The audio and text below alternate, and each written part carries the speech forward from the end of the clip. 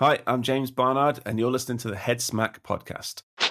You are listening to conversations with Misfits, Mavericks, and Trailblazers.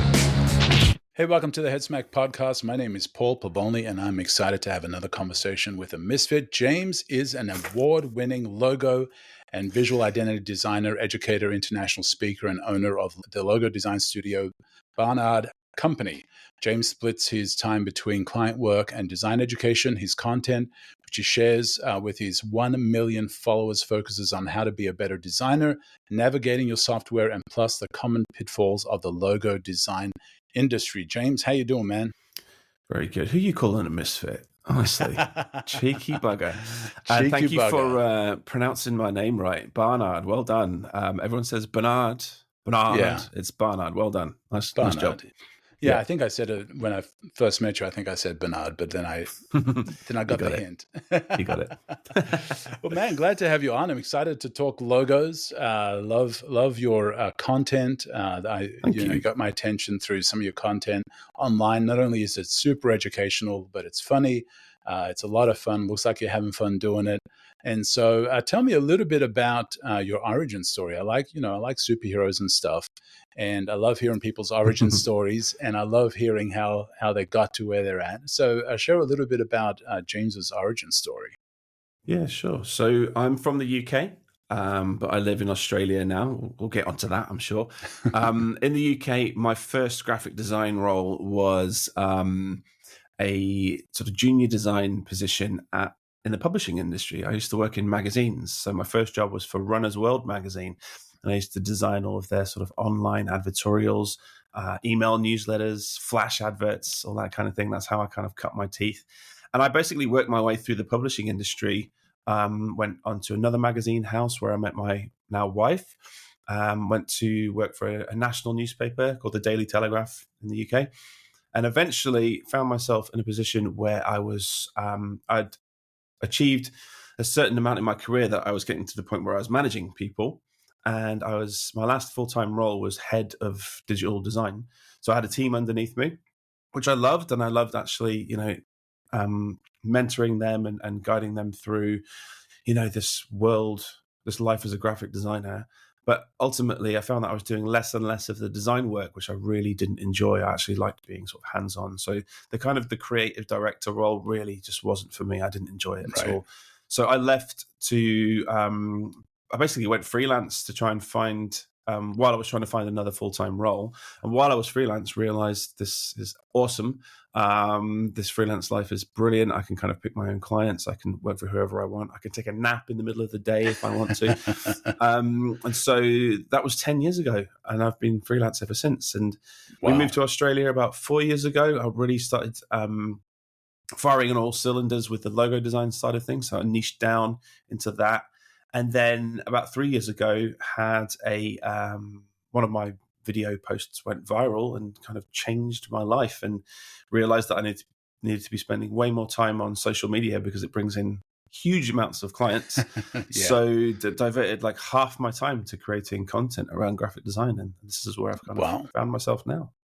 Well, what's interesting is, and I like to ask this of designers especially, and those who enter into marketing and things like that, usually as a kid growing up, you're not really aware of graphic design. Like, you might be creative, you might be a doodler, you might be, an artist or whatever. When did you discover the idea of graphic design? Probably when I was a kid. I used to draw car logos. I loved like memorizing all of the different logos for cars. But even then, I didn't even think that there was someone behind these logos. I just enjoyed them, and I enjoyed trying to recognize them and redraw them. I guess it was kind of later in life. I got my first job. Wasn't to do with graphic design at all. I studied music, multimedia, and electronics at university. So I wanted to be a record producer. Couldn't find work when I moved to London. I realized it was going to be sort of long hours underground on my own all day. And just couldn't find any real positions. So I took a job as just like an office worker, like a data entry role. And I was there for like a good 4 years. And while I was there, I learned how to make websites with WordPress. So I made a company intranet for the staff there. And while I was on the intranet, doing that kind of thing, I was like, right, I need to make some images for this website and then to compress images a little bit better to make the website load faster. Got a copy of Photoshop at my job and just fell in love and just devoted my time to trying to learn how to use this this software package, getting on YouTube tutorials. There weren't that many back then, but I was just learning as much as I possibly could. And realized, oh my goodness, this is so much fun. And basically, once I realized like how much I enjoyed this, I started trying to find positions and eventually blagged my way in to that job at Runner's World magazine. And the only reason I got that job was because I was running the London Marathon and I was a super keen, jogger at the time and had my own blog about running. It was called Sir Jog-a-Lot. It's not available anymore, so don't go to the website. It's not mine anymore. But yeah, I used that to get to blag this position at Runner's World, and then realized that I could sort of train myself on the job. So I learned everything while working. I was really lucky. I just did a few little bits and pieces. I did a few like free websites for local businesses and used those as portfolio pieces. They were terrible to blag this first job. And from there, kind of learnt from my colleagues and learnt on the job. So what was the first logo that you designed professionally? Do you remember it? Yeah, it was terrible. It was for so it was a running race. It was like an event called Hell Runner in the UK. And it wasn't even really a logo. It was like a redesign of their mascot. They had this kind of illustrated devil running in the race. And I made a kind of simpler variation of that. And then looking back on it, it's still like way too detailed, like gradients and shading and all that kind of stuff, all breaking all the rules of logo design. Yeah. I've got a copy of it somewhere, and unfortunately the event isn't running anymore. But yeah, it was so bad. It was absolutely terrible. And obviously this was before I kind of niched down into, I wasn't anywhere close to being the logo and visual identity designer I am today. But yeah, it just broke all of those rules. It was awful. Oh, I remember some of my earlier stuff. Using all the special effects that Photoshop had to offer, and drop shadows and drop shadows. Yeah. And I remember using Quark Express. That was probably before your time. I don't know whether it was. Well, my art director at Runner's World was using that just before I joined, before they all moved to InDesign and switched over. So yeah, I didn't use it personally, but my art director did. Yeah, I remember in Quark, I would take screenshots of headlines and stuff, bring it into Photoshop, blur it, and then bring it back into Quark to use as a drop shadow in Quark because you couldn't do drop shadows. Wow, that's next level. So that's the old days. Some of the kids these days just don't get the struggle, or one layer in Photoshop and all of that stuff. Yeah. And so when did you start leaning towards logo design? Like what was it about logo design specifically that just really got you excited? Well, when I went freelance, I was working in as like a gun for hire in agencies around London. So I would go into an agency and sort of sit down at a desk and do what they told me to do.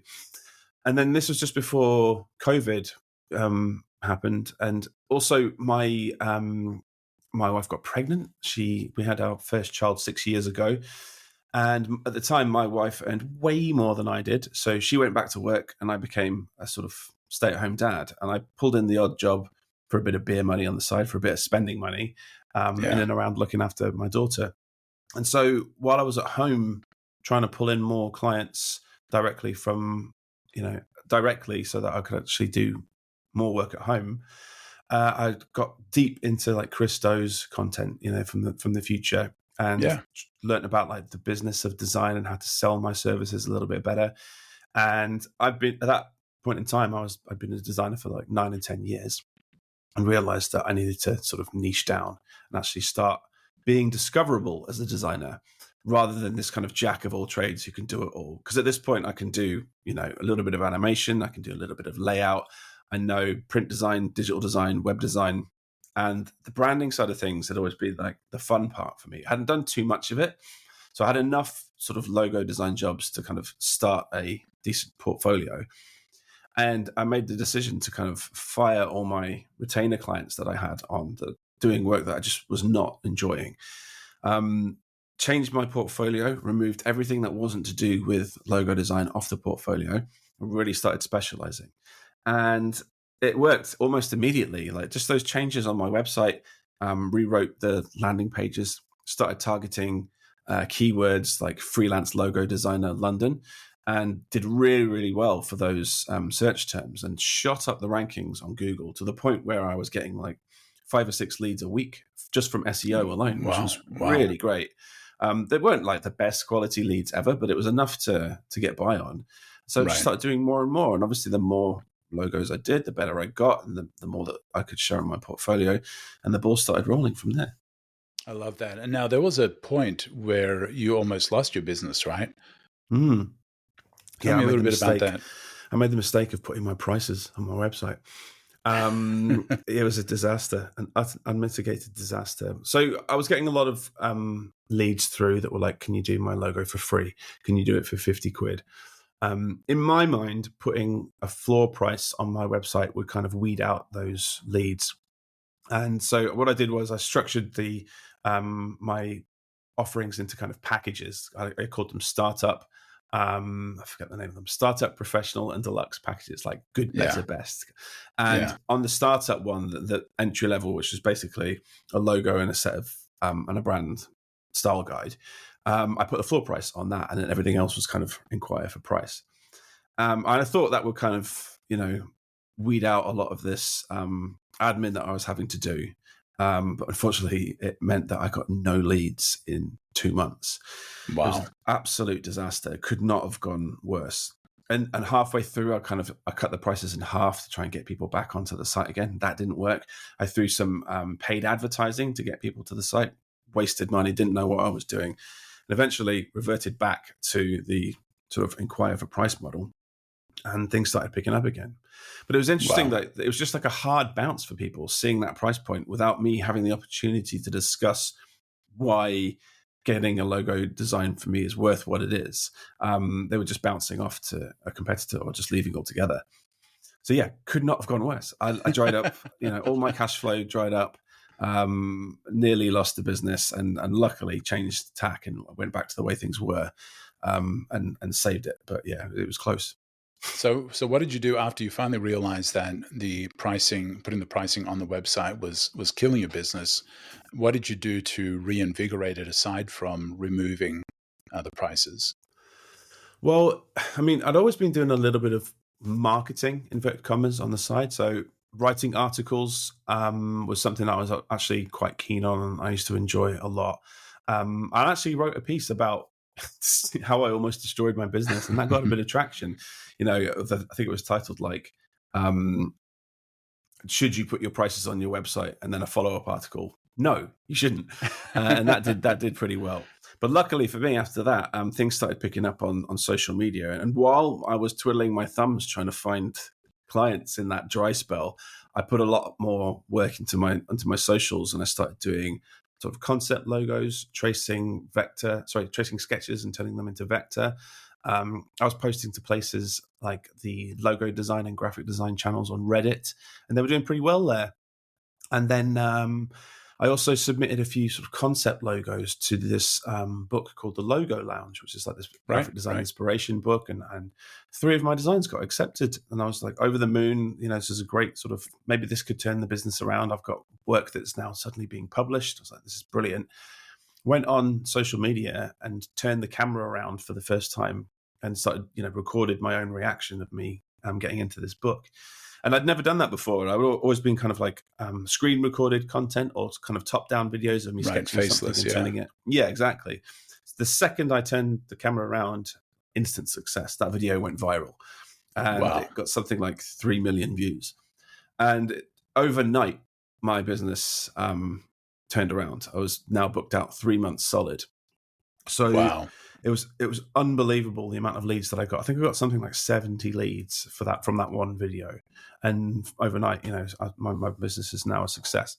So I was like, wow, okay, I need to be doing more social media content. This is ridiculous. I've just made, got more leads in a single day than I have in the previous 6 months combined. Wow. So I just basically started answering all the questions that were coming through in the comments on that video, like, how do you find clients? Can you show us more of your work? And creating content that was designed for graphic designers was weirdly pulling in clients, which was unbelievable. I didn't realize that there was this whole market of businesses looking for people like me on places like TikTok and on places like Instagram. So yeah, it's been that way ever since. I use social media as like the main lead generator for my business now. And something like 80 to 85% of my leads all come from socials. Wow. Now, that first video was just a reaction video to you being in Logo Lounge, and that's all it was, and that's what went viral. That's amazing. I've dissected this video. I've torn it apart and tried to work out what happened, because it was mostly luck. So on TikTok, there's this stitch feature. So you find someone else's video and you do a stitch and respond to people's questions. It used to be way more popular than it is today. And this content creator, she posted the question, give me an example of a niche flex that means absolutely nothing to the rest of the world, but is a big deal in your industry. And this was me. I got into this Logo Lounge book, and also my 1-year-old son was next to me at the time, wailing away. So that had the baby factor, had me geeking out about getting into this book.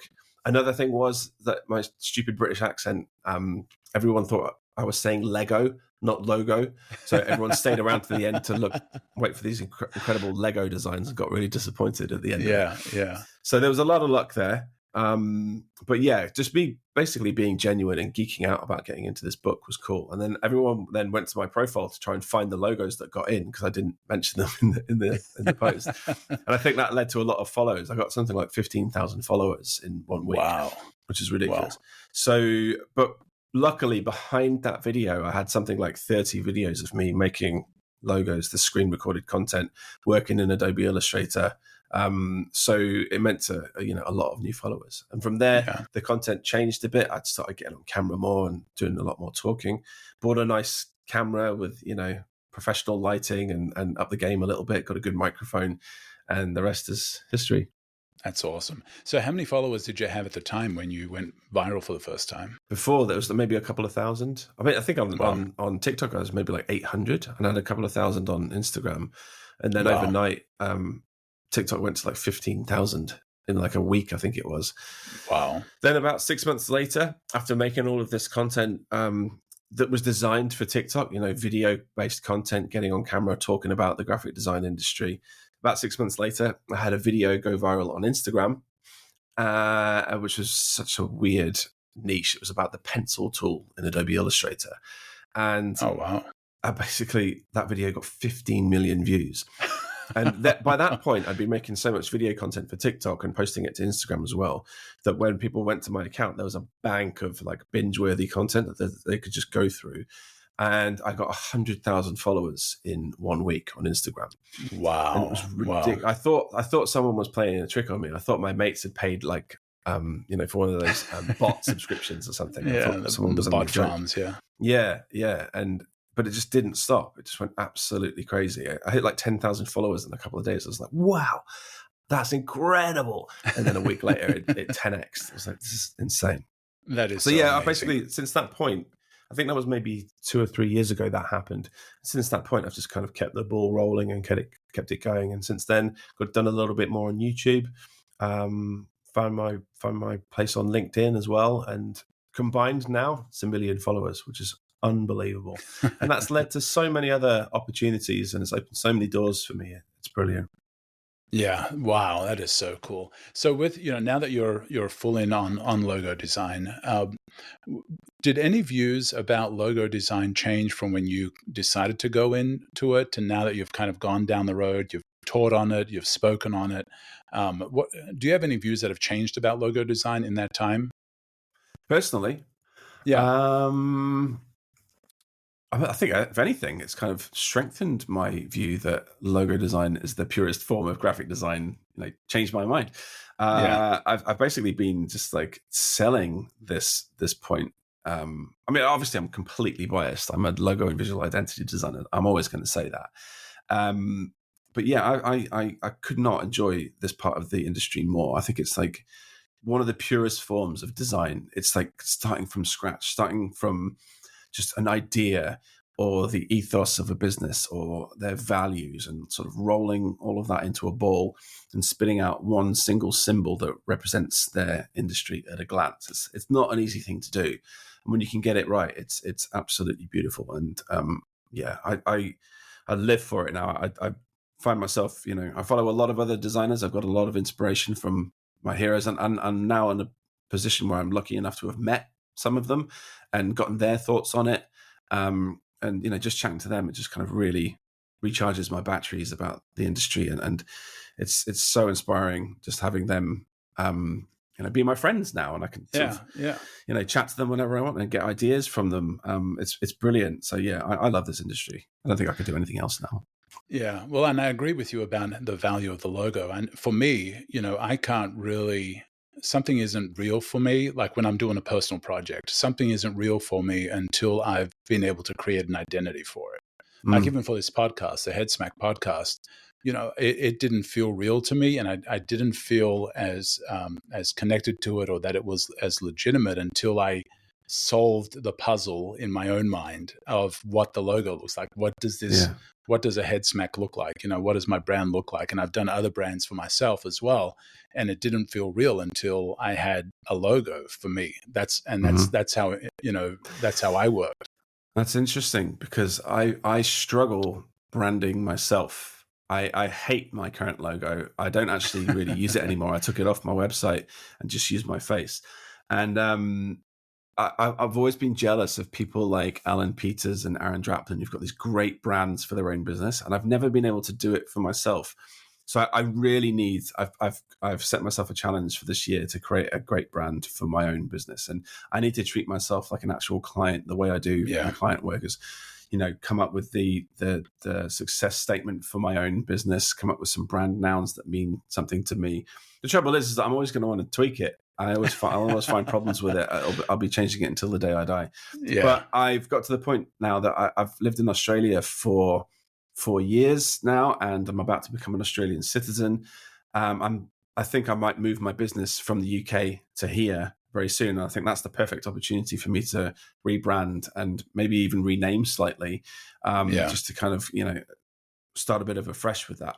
I've got a bit of a team going now. It's not just me anymore in the studio. I have an assistant, I have a salesperson, and I have people that help me with things like copywriting and logo animation, which I'm not especially great at. I can do it, but it's better for me to hire professionals to do that. So I've built up a bit of a remote team, so I can absolutely call myself a studio. Yes, it is me in my office at home, but I'm definitely at the point where I'm a logo design studio now. Yeah, maybe even a small agency. So what better way to start this new venture than with a new brand that I need to create for myself? Yeah, it's very difficult. I also need to set time aside to do it, treat myself like a client, and actually give myself a couple of weeks of time to actually devote to this.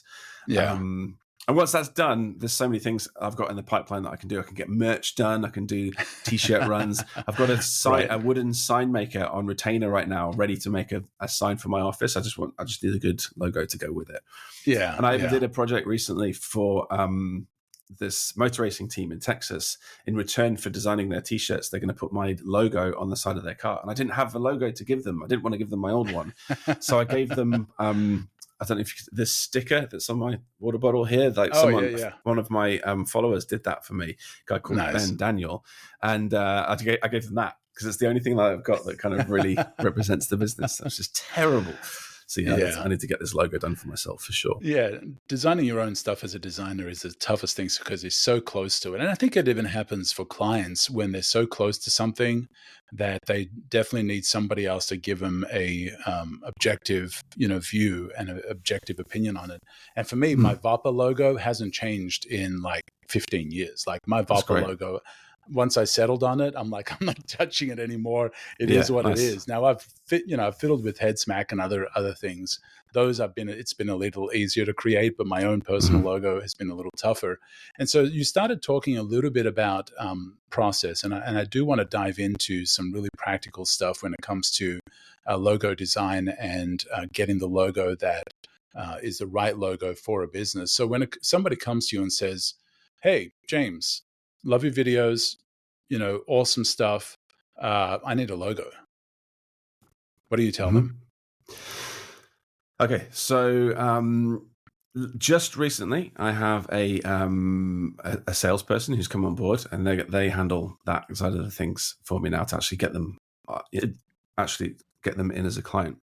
So once they're over the line and that's all been agreed upon and the deposit has been paid, with that discovery call, the first one, we're aiming to get two things out of that first chat with the client. So one of those is a success statement. So that's just a paragraph of text that kind of encapsulates the project. So you're looking for this type of logo using potentially these colors revolving around these themes, and it's going to be printed here, here, and here. So it needs to work well in these formats. And that paragraph sits at the top of my illustrated document. So it kind of grounds me in the whole process. So when I'm designing, I'm not drifting off in directions that I shouldn't. I've got that paragraph up there that just reminds me what the goals are for this project. The second thing is a process that I got from Alan Peters, which is the brand noun process. And this is 4 or 5 things, okay, so nouns that represent the business. And these are pre-approved. So we get these approved in the discovery phase before I even put pencil to paper. So these aren't words like nature or growth, because those can be represented by so many different, ideas or icons. We would use words instead like tree or leaf. So that way I can design confidently knowing that the objects or representations of a brand that I put into a logo have been pre-approved by the client. That way there's no surprises when that first logo design comes through. They kind of know what they're going to get. And also it gives me so much confidence in the design process that I'm not drifting in the wrong direction. So I've done work before where I've tried to embody a company using something like a representation of something. So I did a logo once for a company with the word electric in their name. So I put a lightning bolt in the design, spent weeks working it up. It was a great design, worked really, really well. It's actually this neon at the back here. You can't quite see it. But it didn't work for them. I sent it over and it was, they didn't want a lightning bolt. And had I just asked them that, I could have saved myself 2 weeks of work. So I did all the mock-ups, I did loads of different variations. I treated the whole thing, added color, wasted time. So had I just checked whether lightning bolt worked for them, I would have never have gone down that route. Now, eventually, I actually ended up selling that logo, not selling it, giving that logo away to another business, and that's a whole other story. But it was a real learning curve for me. And when that happened, unfortunately, that client, we got to round 5, and I still hadn't hit the nail on the head, and they ended up leaving and going with another designer. And this was like a long way back now. But it was a real wake-up call. I was like, wow, that process really didn't work. I was kind of freeballing that, guessing around concepts. And so I went back to the drawing board, rewrote the process, and picked up a few bits and pieces from other designers. And that brand noun process has been by far the most successful thing that I've introduced for my clients. It just saves so much time. It's a harder thing to do because you have to get it done in the discovery phase. So you have to get a lot of back and forth with the client, and coming up with those nouns isn't always easy to agree on. But once they are agreed upon, it's a really, really strong starting point for the whole design phase. It also means that the client gets their kind of creative juices going before the design phase. So they get their creative involvement, but not during design, because that's not their area of expertise. That's yours. Right. They shouldn't be governing things within the design phase too much, because they've come to you for that. That's your sort of area of expertise. But it means that they do feel like they've actually got involved in the creative process by producing those nouns. Yeah, I love that, I'll probably start using that myself, because in the past, what I've asked clients is, what do you want to see and what don't you want to see? If they're an electrician or if they're a plumber or whatever, I don't want to see lightning. I don't want to see plumbing. I don't want to see wrenches, So, but I love the idea of the noun because that gets even more particular. This book here, I've got it handy. Alan's book, Logos That Last, and he has a whole section on brand noun processes. So he does 15 of them. But yeah, you should definitely check that out. It's a great read. Yeah, I follow him and love his redesigns and love some of the stuff that he does as well. And so you've got them to do the noun part. What else? What other kind of questions do you feel a client needs to answer for you to be able to give them the right brand and the right logo? Well, for me, it's about there's a few things. So, I like a good backstory. So when I chat to a client and we're on that discovery call, I want them to tell them about their business and how it got started. And I'm only asking questions when there's something that I don't understand when they're talking me through. So about maybe there's something a bit complicated about their industry that I haven't really got my head around. I just like to listen. I'll sit there and make relentless notes and just let them talk as much as possible. And I find that the less I say, the more I get. So as long as once you've got them started talking about their backstory, basically the first question is like, how did you get started? How did this business come about? And I just listen to the story, and they get more and more passionate the more and more they kind of chat, and I just start taking relentless notes. I'm listening for key words, for things that they say in that ramble that I can then pick out and then drill down with. So then it's kind of like about the personality, and like obviously there's the obvious ones like who's your target market? How old are they? Where are they? Who is this logo going to be for? Because ultimately the design isn't really for them; it's for their customers, right? It's designed to bring in people. So those are the big ones. But I do love a good backstory, and I find that if you can incorporate that into a design, it will mean so much more to the client. And it'll mean that the logo lasts longer. They feel like they've got something of their own personality into the brand. It means something to them. It's not just a shape that's like a random abstract shape that doesn't really mean anything to their business. It has a story behind it, and that comes from just listening when they talk. Now, obviously, we have these great tools within places like Zoom or whatever you use to, record these conversations, these AI tools that can like wrap up the entire conversation. So you don't have to take too many notes, but it is important to listen when they talk. And I had a client recently who does like sort of like a marketing agency, but they kind of connect marketing to the development side of the business, so much more of the tech side. And while he was talking, he said, we're like the plumbers of the industry. We kind of like stitch those two things together. And I was like, wow, okay, great. Okay, plumbers. And then later on down the line, we used like this pipe system to represent that. Now, it obviously doesn't look like a plumber's logo. The end result was really good. But that whole kind of concept, this pipes system, was what we used for the final design. And then I would never have got that had I just not listened in the first place, and when they were there kind of rambling away about their backstory. Yeah, I love that. Yeah, and paying attention to what they're saying. And so, you've got some of their backstory. You've got some of the nouns. They've defined their audience. You've heard a little bit about them. You've listened for keywords. What's your process like? When you feel you're ready for the drawing board, are you ready for the drawing board at that point, or is there something else that happens in between all that and the drawing board? Usually, yeah. So I've said this a lot, but I suck at sketching. I'm so bad at putting pencil to paper. I use sketching to rule out connections that don't work. So I'll do a little line drawings that are really not good, because my strength is in the software. So I'm in the software kind of as fast as possible. So what I'll do is I'll take those brand nouns and I'll have them printed out on a sticky note on my desk. I'll just start like drawing out simple abstract variations of those brand nouns, and then looking for connections between two to see if I can smush two of them together to create something new. So sometimes it's about amalgamating two shapes. Sometimes it's putting characters with another shape. Sometimes it's just a logo type only. And that will come from my speed in the software. So I'll take a tiny little sketch, dive into Illustrator, knock it up really quickly because I'm lightning fast in Illustrator. If it doesn't work, back to the sketchbook and start again. So that's my process. I kind of iterate back and forth between sketch to software really, really fast. I'm not tracing in Illustrator. I'm recreating as fast as possible. And when I see something that kind of starts working, then I'll start trying to refine that within Illustrator and duplicating my objects and working down to try and drill down to that final point. So when it comes to actually presenting to the client, I actually present one concept. So I've chatted with a lot of other designers about this process. Some people present, 2 or 3. Some people present 9. Some people present 15. Wow. I do one.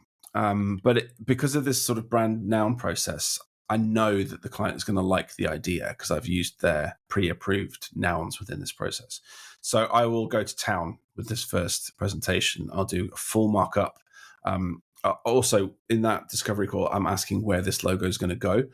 So if they say things like on t-shirts, on the side of my car, on the side of my building, all of those mock-ups will be in the presentation.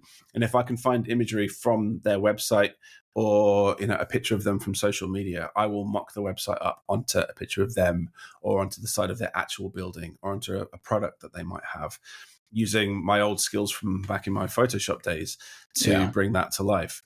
So I have a couple of courses on this. So I have an Illustrator, a logo design Illustrator course, but I also have a course around making your own mock-ups in Photoshop, because I believe that's such a powerful thing to do when you can show to your client that it's working in their business, if they're doing something like a rebrand or if they're starting, a new business.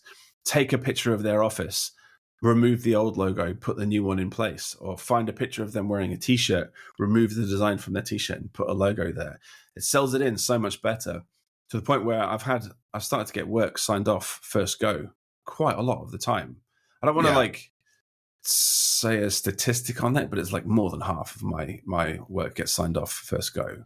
So that's brilliant. And if that happens, that allows me to get a lot more work through the door. And if it doesn't happen, if they don't like the first one, we have rounds of amends built into the project to actually get that to completion.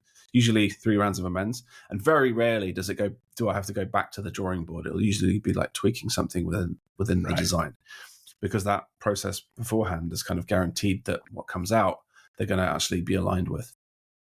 Yeah. If you're a designer, I hope you're really listening to this, because this is some gold when it comes to how you're doing logos, how you're doing brand. Listen really well to the client. Because if you don't, then even if you do the mock-ups, and I call them sometimes fake makes, but if you do the mock-ups, they're not going to like it because you haven't listened. You've totally missed the mark. So, really listen to the client, get those nouns, get the backstory, understand who they are, do some strategic thinking behind it.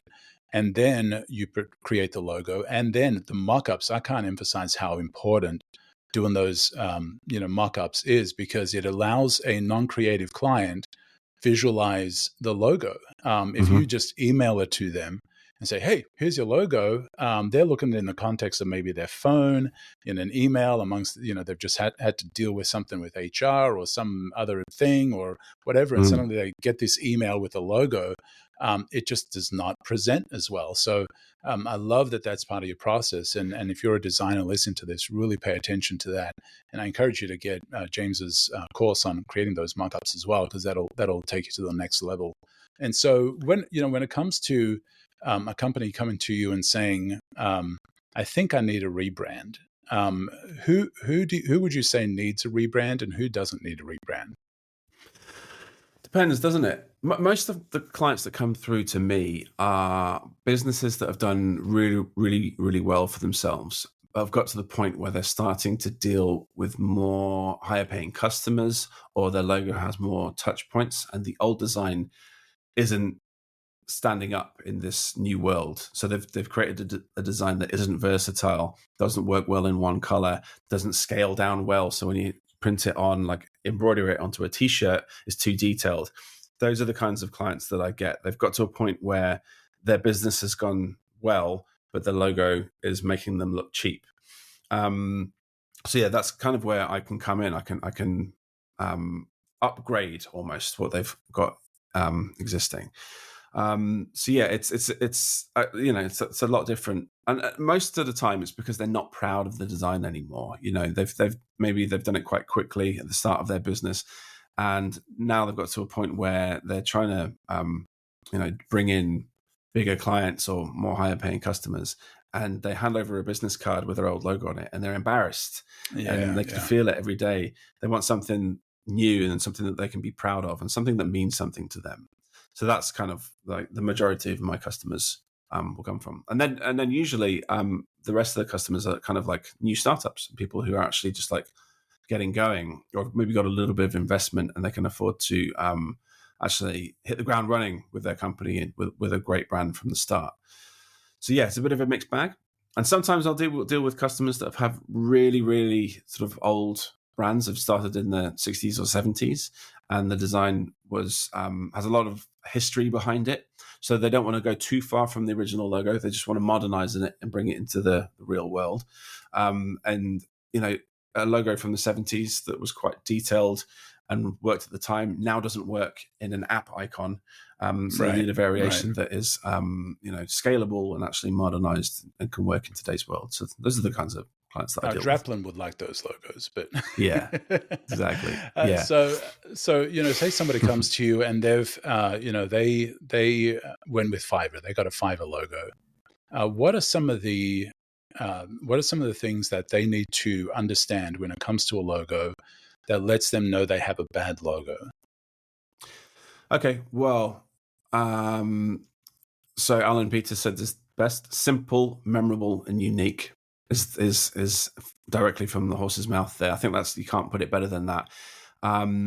If the design has too much detail, it won't scale well. It won't work in a very, very small format. And you've got to think about things like the app icon. You've got to think about how this logo is going to look when you put it on the side of a pencil, or in the favicon, the tiny little thumbnail that comes up in your browser tab.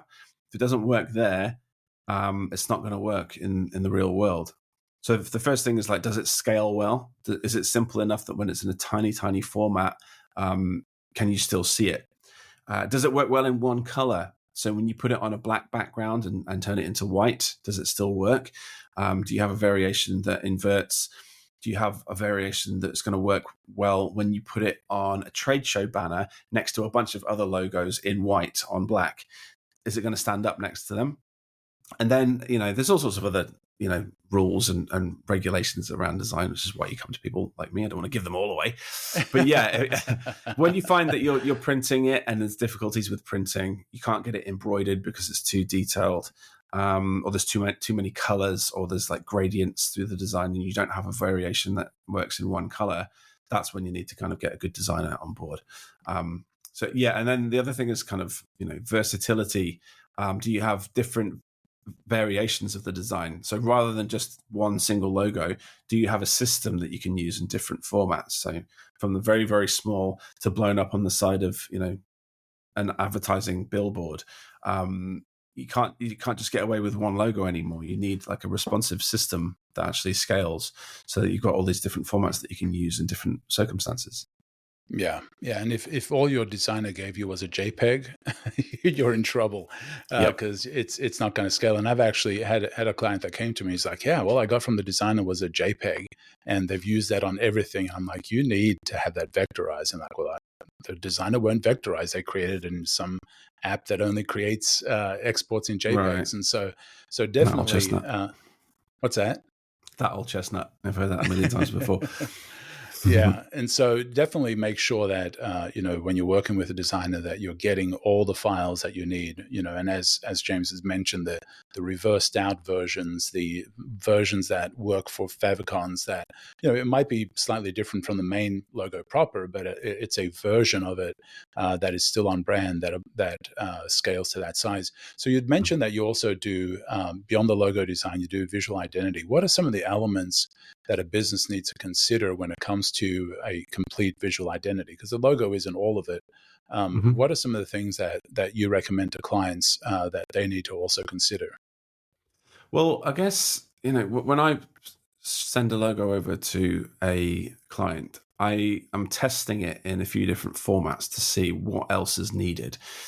So let's say your website, for instance, you can't just have a website that is just your logo. You need styles associated with that brand. You need decisions on which typeface to use for headlines and body copy. You need a style for your call to action. How do you treat it? What colors are there? When you hover over the call to action, what happens? So that's just the website.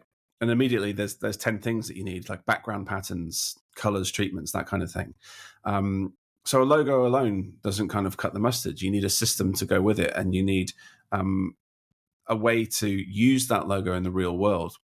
So a lot of the time when I'm doing like a brand guidelines document, I'll have a page in there that says example artwork, and you'll have things like your background patterns. You'll have like a t-shirt design. Maybe if you've got a product that's actually sold, I'll do a packaging design for that as well. So it's more than just that JPEG. It's all the bits and pieces that kind of go along with it. So the second you start designing something and it's just a logo, it's like bare bones, you realize pretty quickly, okay, we need all of these different decisions kind of governed for us as well. And that's obviously where the brand guidelines document comes in. So how to, which colors you're allowed to use with the design, which logo can you use on which background and in which color, and are they contrasting enough so that they can be, legible? And then, things like background patterns, the different typefaces that you're allowed to use with the design. And if you're going to go into like web design as well, all of the different styles that are associated with that web design. So when you explain that to a client, and they say, well, why is that important? Why do I need to consider all those things? Can't I just have a logo? What do you tell them? Well, I mean, it depends how design savvy the client is, really, doesn't it? I mean, you could just give them an example, say, okay, well, just use this logo and just see what happens. Immediately, if you start picking loads of different colors and using loads of different typefaces with the design, it's not going to look harmonious. And right. you need a system to kind of keep all of that in check. You need somebody at your company who's responsible for your brand, who can kind of protect it. Without it, it's not going to feel harmonious. Your logo could sit on a piece of artwork with loads of other different styles, and it's not going to feel like your brand. It's about like a harmonious feeling. When you look at something, right. It's got to feel like your brand. Now, a lot of that comes with association. Over time, people will attribute your brand to that visual style, but it's got to be consistent from the start, because if you're not consistent with it, you could start drifting off in loads of different directions. And then when people won't be able to like recognize your artwork or your brand from a distance or at a glance. And that's the aim of the game, is that kind of association with that style that becomes your brand. Right. And all of that stuff is so critical, because if your competitor can put their logo on your stuff and nobody notices, that's a problem. then you really haven't clearly defined your unique brand to kind of stand out from the competition. And so, what James is saying is absolutely correct. You've got to look at it. You've got to look at the colors. You've got to look at the fonts, and you've got to nail it down with a brand guide. Because, what'll happen, and I've seen this happen, is, if you give it to another designer to create social media or whatever else, you're not using James for whatever reason, and that designer is going to want to freestyle a little bit. I've seen it happen. Yeah. They want to add their own flair to it, and sometimes what ends up happening is fracture. Right, and so. They add their flair, and suddenly the logo is starting to break apart. It's no longer consistent. Right. And so having, like James had mentioned, the brand guidelines and defining a lot of those things makes a big difference in having a brand that's unified, and you start building equity in it, right? Yeah. You need somebody at your company, even if it's just you, who's going to be responsible for making sure that this brand is protected.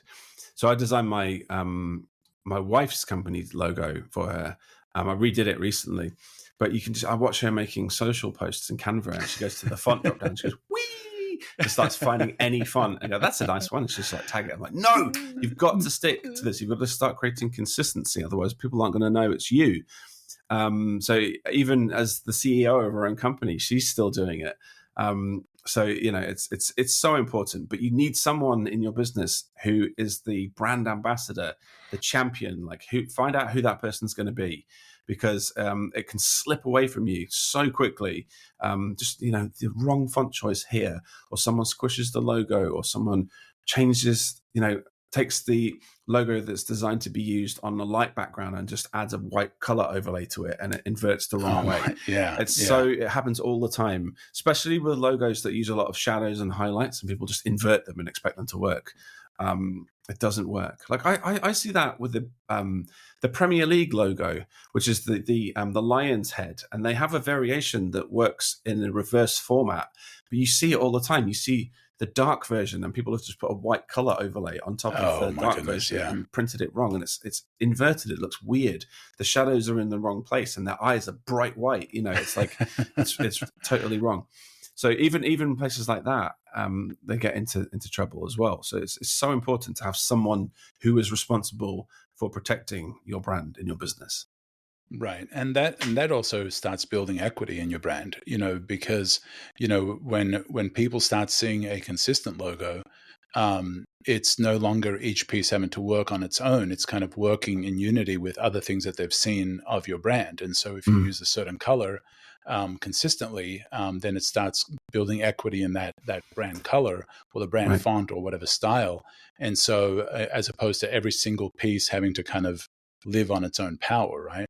hmm This is one of the reasons why creating a timeless logo is so important, is because you want this logo to really stand the test of time so that your brand has the chance to build that equity. If you're having to change your design every year or two, if your design follows a trend and suddenly that trend isn't fashionable anymore and you have to change it, you're going to lose all that equity that you've built up within that design. So that's one of the reasons why people come to someone like me, is to get it right from the start, so Right. that you're building that equity from day one of your company, and you have all of that time behind all the work that you've put into it is still associated with that first design that you did.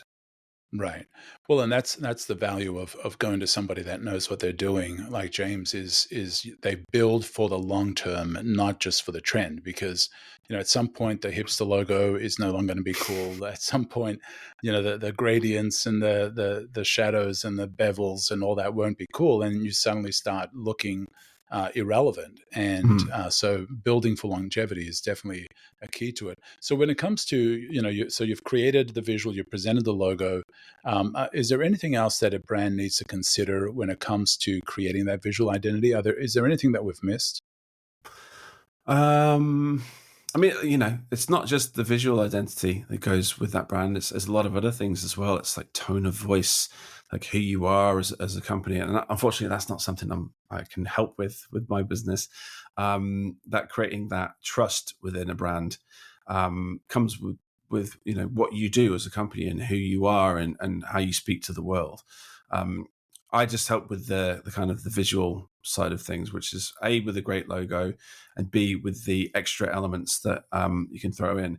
So if I start a logo project with a business, I use the logo as the start point of that sale, and that's how I get clients. They find me because I'm known for the logos, but I can help with other things as well, and that is like the extra bits and pieces, like all of the background patterns and repeating patterns that you can provide. Designing the website, animating the logo, custom typefaces, that kind of thing. We can help with all of that. So for me, logo design is like the lead generator, and then the other services is like the kind of like the bolt-ons for a visual identity project. And so, now that you've got 1 million followers on social media, what are some of the things that you've tried on social that haven't quite worked? We heard about the stuff that did work. What are some of the things that didn't work, and what are you finding that's working better now than it has maybe in the past?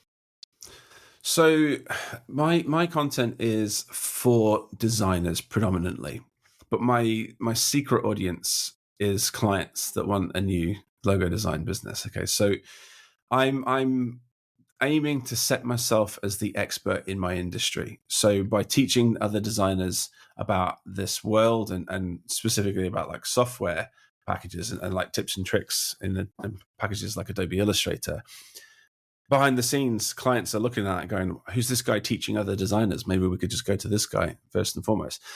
So just giving value is what works on social media. It doesn't matter who it's for, really. As long as you're sticking reasonably within a niche, that kind of works. What I found doesn't work is when I drift away from that niche and I stop talking about the things that I'm known for. People don't really tend to care. And I saw this great talk by a lady called Karen X. She's got like millions of followers. She did a talk at Adobe Max, and she did this great speech called "One for Me, One for the Algorithm." So make content that you like making, and then make content that you kind of know will go viral, and mix and match that kind of stuff so that you kind of feel happier about what you put out into the world. Because if you just make like viral based videos all the time, and for me that is a bombshell software trick set to an absolute banger of a track with no dialogue. Those do really, really well because they're not dependent on language. It's just a very, very visual thing. But I can't do that all the time because those are kind of like glamorous tips and tricks that are kind of, they don't really help people. It's like a little niche fun thing that might be handy for one or two people.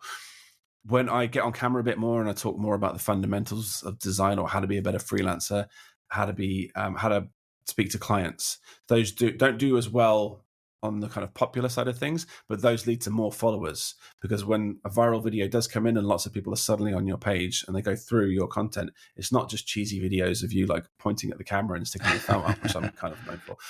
It is actually, there's some value behind there as well. And that's what leads to the follow, is actually having something to say and actually giving back a little bit and actually creating value with your content.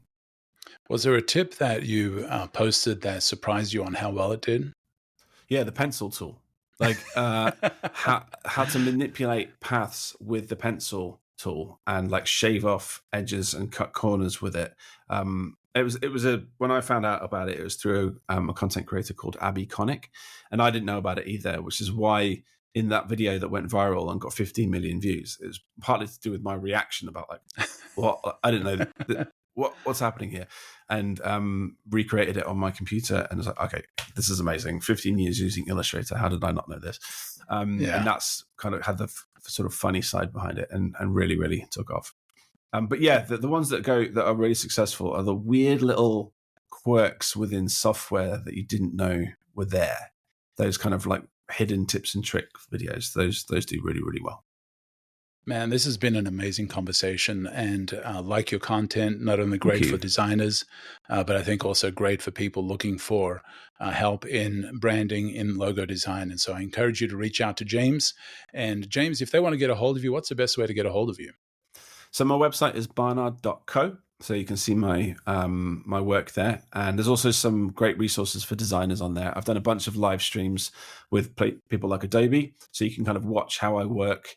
And then on that page as well, there's a few of my courses. So I've got an Adobe Illustrator course. I've got a Photoshop course. I've also got a course that is like turning from brief to brand, like the full process of logo design. You can check that out. And then on my socials, it's at Barnard Co on Instagram, TikTok, YouTube, and you can find me on LinkedIn as well. Definitely encourage you to check out James. Really amazing content. I follow him across most of those channels, and always enjoy his videos. Very informative, great tips, stuff that I've been using. I've been using Photoshop and used freehand before Illustrator took over. And I'm still learning stuff because they're constantly coming out with stuff. And so the more you learn, the more you understand the software, the faster you get stuff done and the better it is. And the more work you can get done and get out of the way. So James, what's the final thing that, a question that maybe you wish I'd asked you, or one final thing that you want to leave with? Wow, wasn't expecting that. All right. Let's give a piece of advice to new designers. I always like to give back a little way if I can. One of the best pieces of advice I got from my one of my first art directors was be prepared to defend your work. So whenever you send over your design, don't just send it over with a little paragraph or maybe just a sentence or a rationale about why you've chosen that route. It kind of preemptively answers the questions that they might have about it, and that helps a lot with feedback. But it also helps while you're designing. So instead of every time you add something to a design, like if you add like a border color or a new typeface or a drop shadow here or there, think about how you'll defend that when you get questioned on it later. And if you can't defend the decision to do it, don't do it. It leads to much less cluttered work. It means to work that you're proud of. And when those questions do come through about why have you picked this color, why have you picked this typeface, you'll have an answer for them. And that'll give confidence in your design. You'll get less kind of subjective feedback that way. That is awesome, man. Well, as I say, one good idea, well executed, can change everything. And James has shared a lot of great ideas and a lot of great ways for you as a client to consider when it comes to your brand and your logo, as well as if you're a designer, on how to serve your clients better. And so thank you very much, James. This has been amazing, mate. No problem. Thanks a lot. Lovely to meet you. All right. And we're done. Man, that was so good. Cool. So 94%, just let that load. So what time of the day is it there? Here it is 7:30 in the evening. Oh, well, thanks, mate. I appreciate you doing this in my business hour.